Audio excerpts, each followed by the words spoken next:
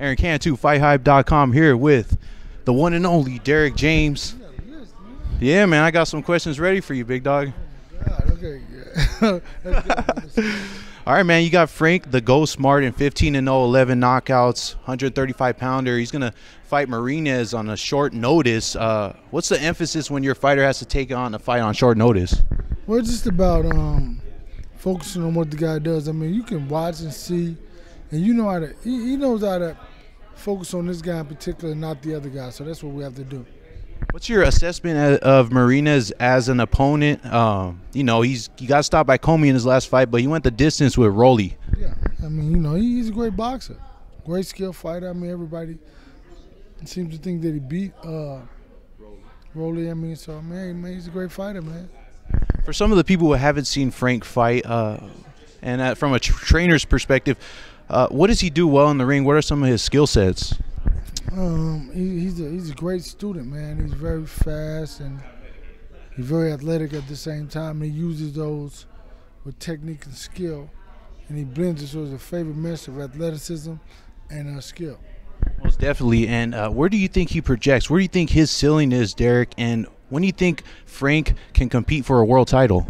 I think that his ceiling is like there's no top to that, no limit to that, but I think that it's all in the process. It's all we're constantly building, constantly developing.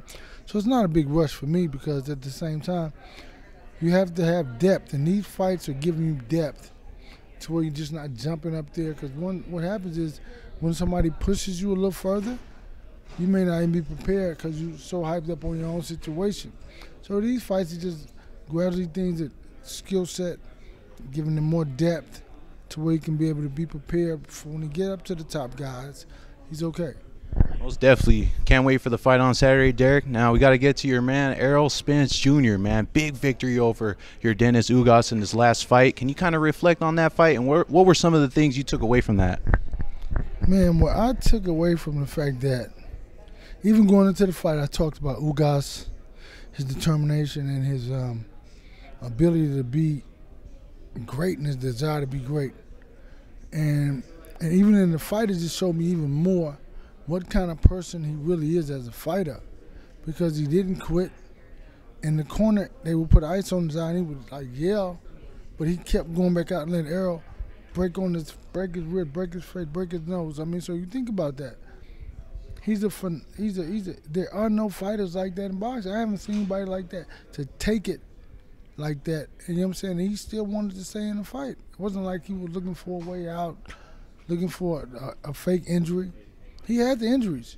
So what I take from that, man, he's a real fighter, man. He's a real guy. And listen, I don't know any fighters like that. I don't know anybody who can take that type of punishment and keep fighting.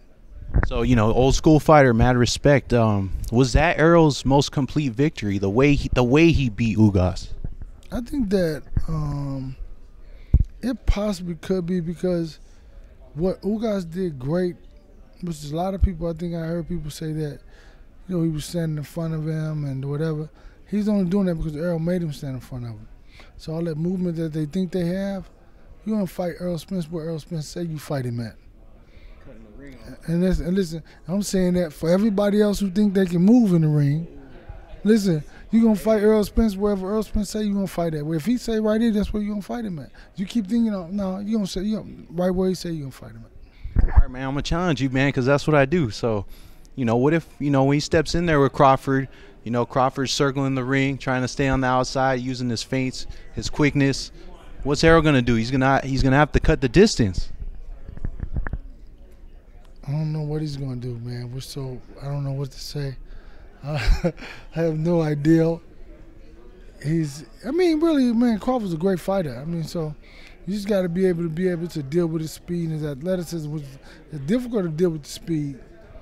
And athleticism, it's hard to deal with that too, so it's a big task. Man, it's a phenomenal task. But listen, we're up for the task. What I can say.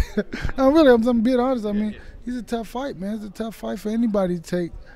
I mean, I think that you'll see.